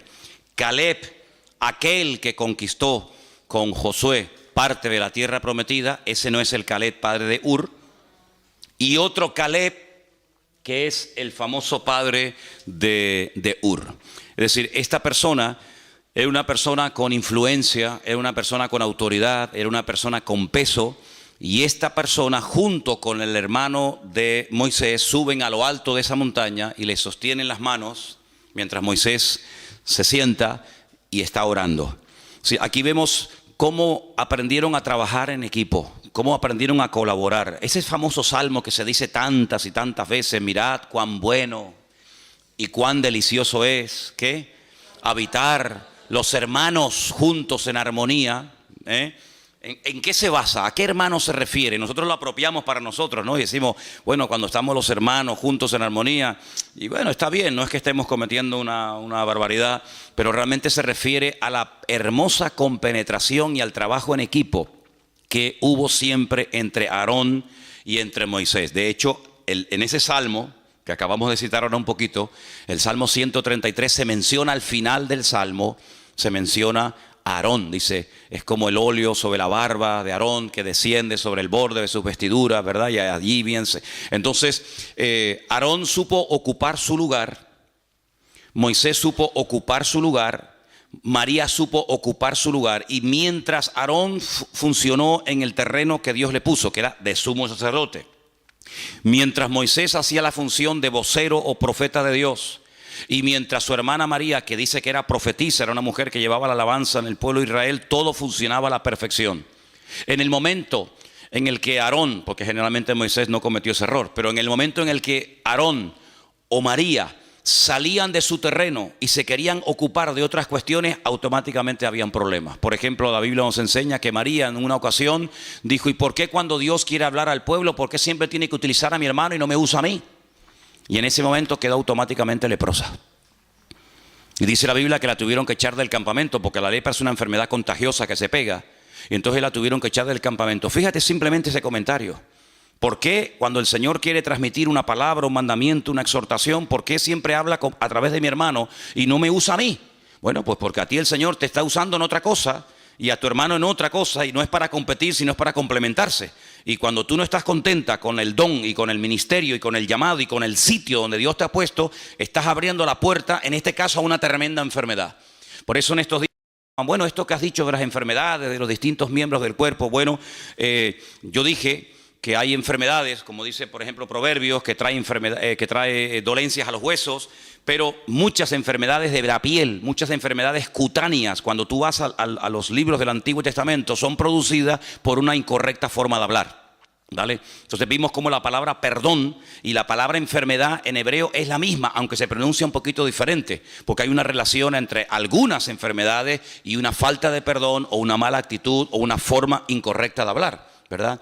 Cuando Aarón no está contento con su posición como sumo sacerdote y en vez de él ejercer su función le da demasiado libertinaje y demasiada rienda suelta a sus hijos, se produce un caos y un desastre en el campamento, hasta el punto que la Biblia dice que se tiene que abrir la tierra y tragar, y murieron sus hijos. Y el Señor le dijo: y dile a Aarón que no llore por la muerte de sus hijos, y le prohíbo ir al funeral y al entierro de sus hijos.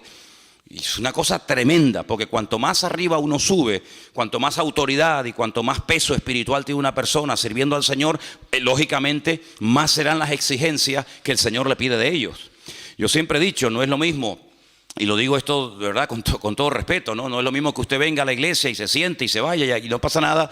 No es lo mismo que un pastor, no es lo mismo que uno que está en alabanza, no es lo mismo que una maestra de escuela dominical. A esos hay que exigirle no mucho, sino todo. ¿Por qué? Porque tienen que ser ejemplo a la congregación. Una maestra de escuela dominical tiene que llegar primero que los alumnos. No van a llegar los niños primero que su maestra. Cuando hay un campamento de niños, los primeros que tienen que estar dando el callo, ¿quiénes son? Las maestras de la escuela dominical. Y si no, quédese usted en su casa o dedíquese a otra cosa. Pero las maestras de la escuela dominical tienen que ser las primeras. Y si usted no quiere ser la primera, usted no vale para maestra de escuela dominical, valdrá para otra cosa. Y yo como pastor, pero no me exija mucho, hermano. Yo un día vendré y otro día no. Imagínense. Oye, ¿quién va a predicar hoy? Bueno, tenía que predicar Manolo, el pastor, pero no va a venir porque dice que está un poco desanimado. ¿Cómo? No, que dice que le dolía la cabeza. Es que a mí no me puede doler nunca la cabeza. De hecho, yo empecé a predicar con dolor de cabeza, ya se me quitó. ¿Por qué? Porque el Señor, cuando usted quiere servir al Señor, el Señor dice: ¿tú me quieres servir? Ok, vente para acá. Pero también te voy a exigir más. Porque el viento donde pega más fuerte es arriba en la copa del árbol y no en las raíces. Y allí donde el Señor pone a algunas personas, pero también la exigencia lógicamente será mayor. Entonces Aarón entendió que su función no era la de profeta, sino la de sumo sacerdote. Y cuando lo entendió y ocupó su lugar, miren esos hermanos, qué armonía hay entre ellos. Cómo no va a haber bendición y vida eterna, y cómo no va a derramar el Señor su unción y su gracia cuando están los hermanos juntos en armonía. Pero cuando están juntos pero separados y revueltos, se va la bendición de Dios. ¿Cuántos dicen amén? Entonces nosotros tenemos que partir de la base de que nuestra forma de hablar, y tienes que salir de este retiro con esto en la cabeza: tú no puedes hablar de cualquier manera, porque la forma como tú a partir de hoy hablas o hables, eso va a marcar una diferencia en el mundo espiritual. Esta palabra prevalecía. Cuando Moisés levantaba la mano, el pueblo de Israel prevalecía, y cuando las bajaba, prevalecía Amalek sobre Israel. Es muy interesante, porque en el último libro de la Biblia que estamos estudiando en Santa Cruz últimamente otra vez, aparece la palabra prevalecer. Y fíjate qué interesante. Dice que cuando los santos oraban en la tierra, es decir, cuando se dirigían al Señor, cuando clamaban al Señor, los ángeles en el cielo prevalecían contra los demonios.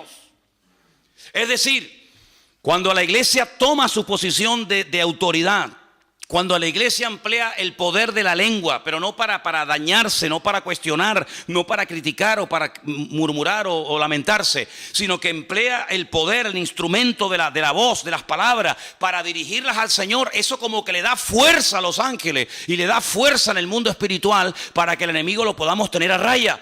Por eso, hermano, tenemos que salir de aquí con la idea bien clara de que la forma como usted va a hablar a partir de hoy vas a ser un imán que va a atraer la bendición a tu casa o la va a espantar y la va a alejar. Por eso cuando en casa comencemos a hablar o a opinar o a no sé qué o a comentar negativamente, cortemos inmediatamente ese comentario. ¿Por qué? Porque la forma como nosotros hablamos es lo que va a marcar la diferencia en el mundo espiritual. Porque todo esto tiene un precedente, y el precedente está en el libro de Génesis capítulo 1, cuando dice la Biblia que Dios hablaba y las cosas cambiaban. Claro, el poder de Dios en su palabra es lógicamente superior a nuestro. La palabra de Dios se cristaliza, se materializa, ¿verdad? Dijo Dios sea la luz y se hacía la luz. En nuestro caso no es así. Pero lo natural, ya lo he dicho 1.000.000 de veces, es un reflejo de lo espiritual. Si Dios hablaba y cambiaban cosas, quiere decir que nosotros como producto, como creación del Creador, cuando nosotros hablemos también las cosas pueden cambiar para bien o para mal. ¿Cuántas personas están tiradas por el suelo, no tienen ninguna autoestima, no confían en nada ni en nadie? ¿Por qué? Porque desde pequeños han sido bombardeados con palabras como: tú no sirves para nada, tú no vas a levantar cabeza, tú eres un burro, tú eres un cero a la izquierda, tú no sé qué, tú eres como tu padre, un vago. Y ¿cuántas veces pasa eso en la vida? Pero cuando el Señor nos llama, Él nos dice: ustedes son real sacerdocio, nación santa, pueblo adquirido por Dios, para que anuncien las virtudes mías, que yo les llamé de las tinieblas a su luz admirable. Y ustedes son más que vencedores, y yo estoy con ustedes, y nadie les podrá hacer frente en todos los días de vuestra vida. Y diga al débil: fuerte soy, hermano. Y entonces Dios nos levanta la autoestima, no el orgullo, sino la autoestima, y comenzamos a hablar como Cristo hablaba. ¿Cuántos dicen amén?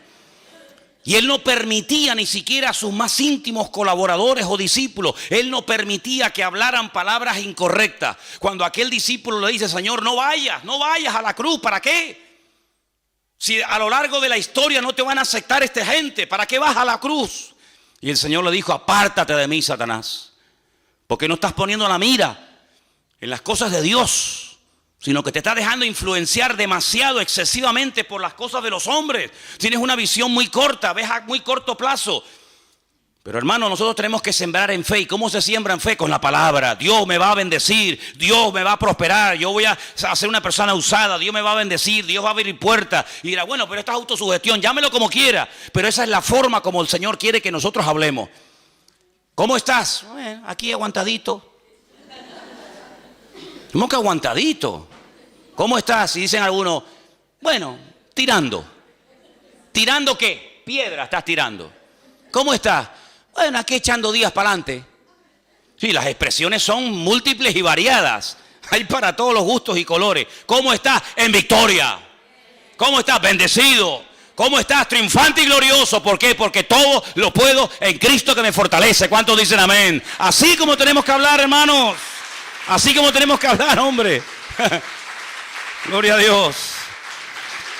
Dejemos esas expresiones a los del mundo. Dejémoslos que ellos hablen así. Quieren hablar así, que hablen así. Así les va. En el rastro que tenemos en Santa Cruz hay un chico que todos los días viene y siempre le pregunto lo mismo. Ya sé la respuesta. Es como ¿cómo era? La erotesis. La erotesis, ¿qué era? Hacer una pregunta que ya sabe la respuesta. Esa figura de dicción. Le digo: ¿qué? ¿Cómo estás? Y yo dentro digo: aguantadito. Y al segundo dice: aquí aguantadito. Él siempre dice lo mismo. Vivíamos en un edificio en Santa Cruz hace años, ahí en la Rambla, y había un portero, el portero del bloque, y decía: ¿qué? No voy a decir el nombre porque a lo mejor lo conocen y vete tú a saber si hay algún familiar del portero aquí, ¿no? Digo: ¿qué? ¿Cómo estamos? Y siempre decía: siempre lo mismo. Así me decía tú. Digo: siempre lo mismo. Nos fuimos del edificio, él sigue viviendo allí y te aseguro que han pasado, no sé, 100 años desde que me fui de allí.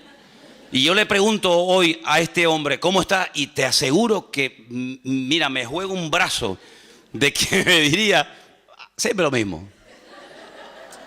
Ya, increíble. ¿Cómo pues? Dios, que me aburro 2 veces haciendo la misma cosa, Dios mío.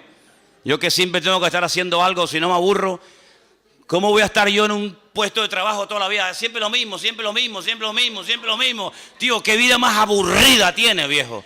Qué soso de vida eres, de verdad que no eres atractivo, aparte eres bajito, gordo, feo, encima siempre lo mismo. Ya, no hay por dónde me cogerte, viejo. ¿Me entiendes? El Señor está conmigo, Dios me va a bendecir, el Señor me bendice, tal. Claro que sí, hombre, claro que sí.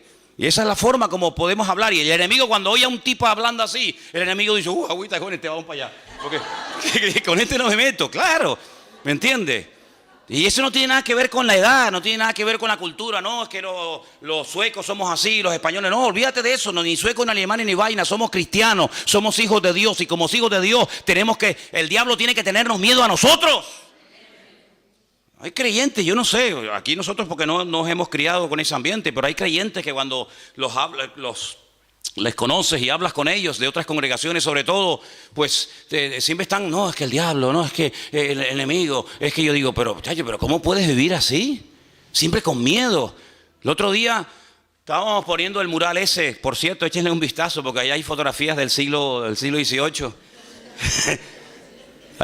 Ahí van a decir, Dios mío, dame discernimiento de espíritu porque no sé quién es este, ¿no? Y entonces resulta de que Juan, ¿dónde está Juan? Ahí está Juan. No sé cómo fue, yo pensaba, ven esos chorretes que hay por ahí del óxido de la canaleta. Pues dice, no, esto es de, ¿cómo me dijo? Del aceite o de no sé qué cosa. Digo, ¿cómo del aceite, Juan? Si esto es de la lluvia que cae arriba y está oxidada la canaleta, hay que cambiarla. Dice, no, esto es de aceite. Digo, ¿cómo? Digo, mira. Y me dice, mira para acá. Y le digo, ay, mira. Mire lo que hay aquí. Además, fíjate, hace así. Una mano. ¿La ves? Yo digo, dice, no, hay aquí, hay allí, hay. Y entonces resulta de que en el cuarto ¿cómo es? En el cuarto donde duermen ustedes, las puertas son blancas, las puso unas puertas preciosas. Y el otro día estaba en la habitación, allí creo que estaba hablando con Margarita, y veo en la puerta una mano. Y yo dije, sin haber sabido todavía la explicación de la vaina esta, yo digo, esto fue uno que tenía la mano hedionda o sucia, perdón, ya. Como estamos de retiro, tengo mentalidad de retiro en vez de pastor ahora mismo, ¿no? Y entonces le digo, esto fue uno que tenía la mano sucia y la puse aquí.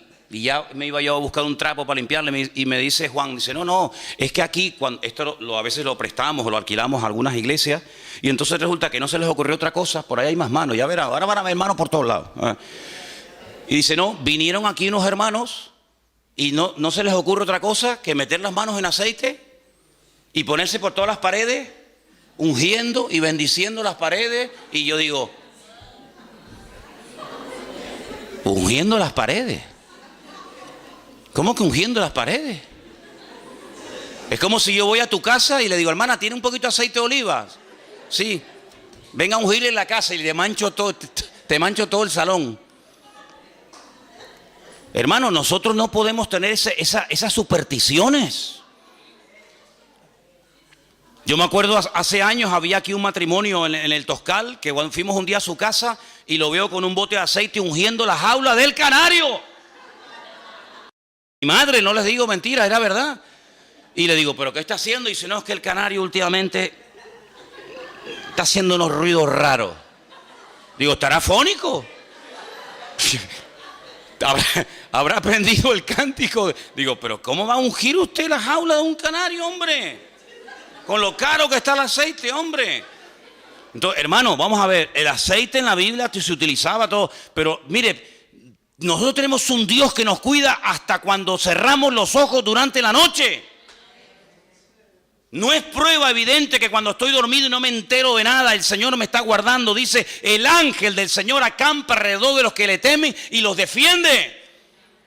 Por lo tanto, yo tengo que ir por la vida con la seguridad de que el Señor está a mi lado y que nadie podrá contra mí, a menos que el Señor se lo permita.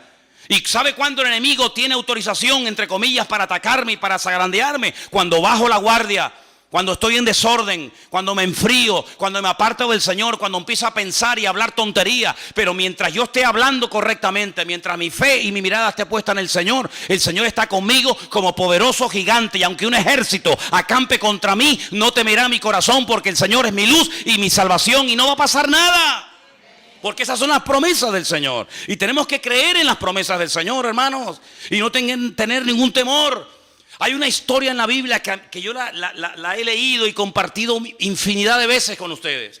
Y es esa historia cuando el profeta Eliseo está en una casa y resulta de que le dicen al enemigo, le dicen al ejército contrario: tú sabes por qué tú pierdes todas las batallas, tú sabes por qué todas las estrategias te salen mal, tú sabes por qué cuando vamos a atacar por un lado nos están esperando, y cuando dice bueno pues ataquemos por el otro lado nos están esperando. ¿Tú sabes por qué? Dice no. Dice porque en Israel hay un varón de Dios y lo que tú hablas en secreto Dios se lo revela a él. Así que da igual si lo vas a atacar por la derecha, por la izquierda, por arriba, por abajo, de noche o de día, todo te va a salir mal porque el Señor pelea con esa gente. Y este general o este rey dice: pues matemos a este hombre. Matemos a este hombre, y se le acaba la fuente de información. Dice: vamos. Dice la Biblia que rodearon toda la casa del profeta Eliseo y no venían para contarle el cuento de Caperucita Roja, hermano. Venían para matarlo. Y entonces Eliseo tenía un colaborador, un ayudante llamado Giesi. Nombre más feo. Así se llamaba, Giesi. Y Giesi sale fuera y cuando levanta la mirada vio toda la casa rodeada de soldados que venían a matarlos, y se mete para adentro muerto de miedo y dices: de aquí no salimos. Estamos rodeados de enemigos. Este es el último día de nuestra vida. Y el profeta Eliseo sale afuera, mira así, dice: tranquilo, no te preocupes. Más son los que están con nosotros que los que vienen contra nosotros. Y ese quiere un pedazo de carne, porque era carne. Le dice: ¿quién está con nosotros? Si hasta el perro salió corriendo. ¿Quién está con nosotros? Dice: Señor, abre los ojos para que vea. Y dice que cuando el Señor le permitió ver con los ojos de la fe, dice que vio millones de ángeles, la gloria del Señor estaba rodeando la casa, y le dijo: yo te lo dije, aunque tú no lo veas, porque tu forma de hablar impide que la revelación de Dios venga a tu vida. Tú no te das cuenta que hay una protección sobre nosotros, y no solamente hay una protección personal, sino mira ahora, Señor, en el nombre de nuestro Dios, del Dios de Abraham, el Dios de Isaac y el Dios de Jacob, haz justicia. Y todos los que venían contra ellos se quedaron ciegos. Y tuvo que ir a Eliseo y le dijo: ¿a quién vienen a buscar? Dice Eliseo: ven que yo les llevo. Y hace así, los llevó a todos y los sacó fuera de la ciudad. Y le dice: ahora abren los ojos y que se manden a mudar todos estos. Ese es nuestro Dios, hermanos, un Dios que nos ha prometido siempre protegernos, sanarnos, bendecirnos, restaurarnos, ayudarnos. No hay nada que el Señor no pueda hacer en nuestra vida, pero necesita, entre comillas, que nosotros aprendamos a ocupar nuestro lugar y hablar adecuadamente. ¿Cuántos dicen amén? En cierto sentido podemos colaborar, sí, podemos colaborar. En este caso era con Moisés, pero podemos colaborar incluso con personas necesitadas que podemos ayudarles a que depositen su fe y su confianza en el Señor. Vamos a ir al Evangelio según San Marcos. Que Dios bendiga a nuestro hermano Marcos, amén. Gloria a Dios. Marcos capítulo 2. Es una historia, un mensaje muy conocido, donde vemos cómo nosotros en un momento determinado podemos ayudar a otras personas, hasta ayudarles a crecer y que esas personas después caminen solas. Marcos capítulo 2, versículo 1 dice que Jesús entró otra vez en Capernaum. La palabra Capernaum es Cafer-Naún. Cafer en hebreo significa pueblo. Naún es el nombre del profeta Naún. Entró al pueblo del profeta Naún. Y después de algunos días se oyó que estaba en casa. E inmediatamente se juntaron muchos, de manera que ya no cabían ni aún a la puerta, y les predicaba la palabra. Entonces vinieron a él unos trayendo a un paralítico que era cargado por 4. Pobre paralítico, no podía moverse, aunque quisiera, no podía. Estaba ahí inmóvil. Y como no podían acercarse a él a causa de la multitud, descubrieron el techo de donde estaba y haciendo una abertura bajaron el lecho en el que yacía el paralítico. No dijeron: bueno, mira, venimos otro día, hay demasiada gente, esto es un follón de gente, esto es imposible. No, la fe no conoce obstáculos, la fe supera los obstáculos. La fe no se amedrenta ante el no se puede, el que no sabemos. No. Si no podemos por la ventana, por la puerta. Y si no por la puerta, por el techo. Y si no, hacemos un túnel y lo metemos por abajo. Pero de aquí no nos vamos, porque esta es la oportunidad que hoy Dios nos está dando. Entonces vamos a subirnos al techo. Es que nos van a criticar, que me da igual. Hemos venido con una necesidad y de aquí no nos vamos hasta que veamos la gloria de Dios. Hemos venido con nuestro amigo, no puede caminar, pobrecito. Venga, vamos a hacer eso. Subieron al techo y ¿sabe lo que dice la Biblia? Que comenzaron a quitar allí, los techos eran como de paja, eran como de hojas de palmera, Y entonces de repente dice, uy, ¿esto qué es? Mira lo que dice, versículo 5. Al ver Jesús, la fe ¿de quién? ¿Y la fe del paralítico dónde está? No sabemos si tenía o no tenía fe. En ese momento el hombre estaba tan mal, tan desanimado, tan hundido, que dependía de otras personas. Así nos pasó a nosotros, ¿verdad? Cuando vinimos al Señor, alguien nos llevó, alguien nos habló, dependíamos de alguien. Y este pobre hombre ni siquiera podía caminar, no tenía fe, no tenía ilusión en la vida, no tenía nada. Pero dice Jesús que al ver la fe de ellos, le dijo al paralítico, hijo, tus pecados te son perdonados. Entonces estaban allí sentados algunos de los escribas, los cuales cavilaban en sus corazones y decían, ¿por qué este habla así? Blasfemias dice, ¿quién puede perdonar pecados sino solo Dios? Y conociendo luego Jesús en su espíritu que cavilaban de esta manera dentro de sí mismos, les dijo, ¿por qué caviláis así en vuestros corazones? ¿Qué es más fácil? No dijo que es más difícil, sino que es más fácil.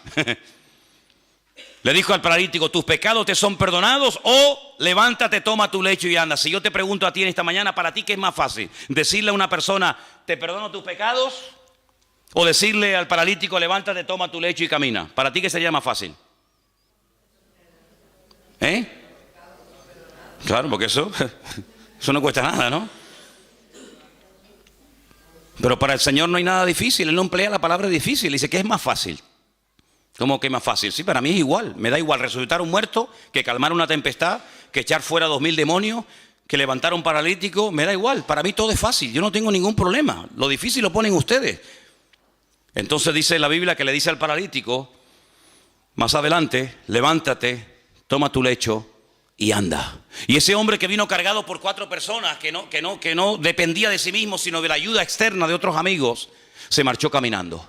Entonces eso es lo que ha ocurrido en nuestra vida y eso es lo que tiene que ocurrir. Venimos al Señor con necesidades, venimos al Señor con dudas, venimos al Señor con problemas, con traumas, con ataduras, con lo que tú quieras. Y alguien nos habló del Señor, alguien nos invitó a la iglesia, alguien nos testificó, alguien nos sembró la semilla, la palabra. Y venimos pues así, sin poder movernos, atados con un montón de historias. Pero llega un momento en el que el Señor nos desata, nos libera, nos resucita, nos da vida otra vez y podemos caminar. Y ahora ese ya no tenía que volver a usar la camilla, porque eso fue una parte del pasado. Ahora él iba por las calles diciendo, yo estaba un día paralítico y ahora puedo caminar y puedo ayudar a otras personas. Y eso es lo que tiene que ocurrir en nuestra vida. Darnos cuenta de que a lo mejor tenemos que ayudar a una hermana y decirle, mira hermano, así no se habla, ¿sabes? No, así no se habla, mijo. ¿Cómo te voy a preguntar yo a ti todos los días cómo estás? Y tú dices, aquí aguantadito. No, aquí no se habla así, ¿sabes? Aquí aguantadito no hay nadie. Se tiene que hablar victoriosamente. Ah, vale, aprendido. ¿Y cómo está? Ay, a mí me duele aquí, me duele aquí, me duele allá, me duele por allá. No, yo no te estoy preguntando qué es lo que te duele, te estoy preguntando cómo estás. Ah, perdón. Y aunque te duela, no vamos a contar nuestras tragedias, sino vamos a contar nuestras victorias. Porque las tragedias se quedan en casa, pero las victorias hay que compartirlas. Cuando el Señor tenía problemas, ¿a dónde se iba? A la intimidad, a orar al Padre. Y cuando le llamaban, salía porque lo estaban llamando, no al revés. ¿Te das cuenta? Entonces, amados hermanos, con estas historias, con estos capítulos, estos pasajes que hemos leído en estos días, estamos viendo algo muy importante. El enemigo siempre estará ahí a la puerta, al acecho. Dice, como león. Dicen, en una iglesia de los gitanos que una vez fui, decían, cuidado hermano, porque el león, el diablo está como león crujiente. Crujiente, hermano. Y todo el mundo se ríe. Dice, sí, no se rían, está crujiente. Digo, sí, crujiente estás tú, ¿viste? Crujiente como león crujiente, ves rugiente. Bueno. Pero ¿saben una cosa, queridos hermanos? El enemigo siempre ha estado ahí. El enemigo tiene más años que la iglesia. El diablo tiene más años que todos y cada uno de nosotros. Pero el Señor dice en la Biblia que lo ha vencido. Lo ha derrotado una vez y para siempre. Entonces, ¿por qué está suelto? ¿Por qué sigue tentándonos? ¿Por qué sigue complicándole la vida a las naciones? ¿Por qué sigue hurtando, matando y destruyendo? Porque es un condenado a muerte que está gozando temporalmente de libertad condicional. Estás condenado, pero te dejo un poquito de cuerda. Y como es un ser tan maligno y tan perverso que nunca va a cambiar, porque no quiere cambiar, todavía sigue haciendo de las suyas. Pero ya no tiene ningún poder ni tiene ninguna autoridad sobre tu vida. Es decir, que ahora el Señor dentro de ti y contigo te da la fuerza y la capacidad para decirle, ahí te quedas quieto y ya no me vas a molestar nunca más. Y a partir de ahora el que me vas a tener miedo eres tú a mí, y ándate con ojo que te voy a dar una que te vas a enterar. Así de claro, amigo. Ahora, no, es que el diablo me tentó, es que el diablo me atacó, es que el diablo no sé qué, y el diablo dice, venga, sigue. Aquel amigo que tenía yo que le dije, mira, mijo, o tú cambias o yo te cambio como sea. Veía pasar una gaviota. En Galicia hay millones de gaviotas, hermano. Veía pasar una gaviota y decía,